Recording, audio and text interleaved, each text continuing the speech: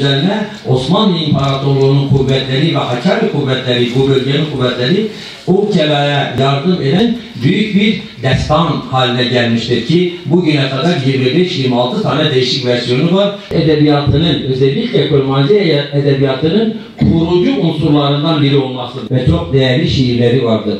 Ve dördüncü olarak da Fakih Tayran mütevaziliğiyle bizi 400 yıl sonra bile burada özellikle Fakih Tayran o bölgenin kadısının veya aliminin rüyasına gelmiş.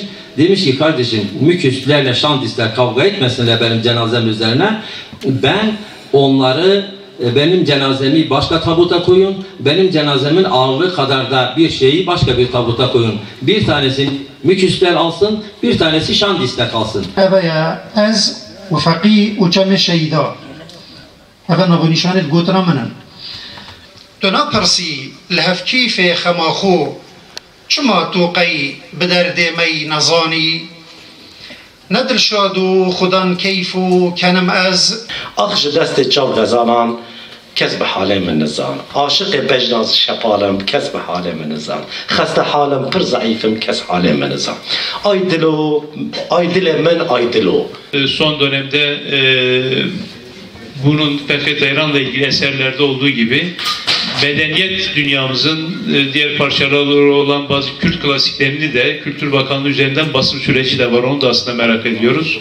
Ali belediye o kültür daire verdiği bu katmamı verici gerek harikaya gerek o iroki hem hatine veri hem de dosya meclisine hatine.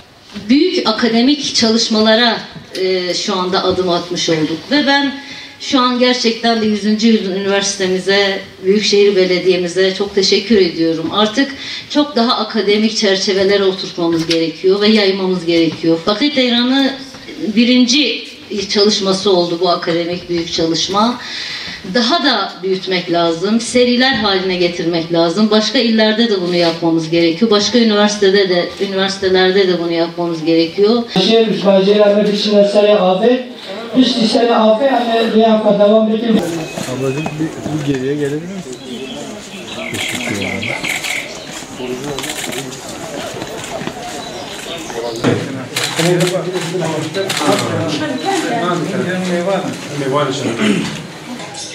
حلقشت سرداد خونن مسکن گنده کلا هاتنا بلبل دبینی پی گلانه نا گلان وان همی دنگی به شاهی کنجلی نانا بلا شابرا هم پلکفتا کنفرانس فقیه تهران کشلای زانکوی وانی و هاتیا گریدان هم آتینه پراسی بیتن دلیوه که زیرین بو هم هجماره که زور جا روشنبیرت با کور و روژالات و جهندی ببینین هم باجار وانه ببینین هم یا شمیا خوشتجی او بو که مسردانا باجار که مکسی کریو خاطینه سردانا تربا فقیه تهران پراسی بیتن اوه کاره که باشه هم دستخوشی الوان همی آلیان کن یه اف ویستوالا ریخ خستی هیویدارین بردوان بن کاری تراشن بیری و جواکی دان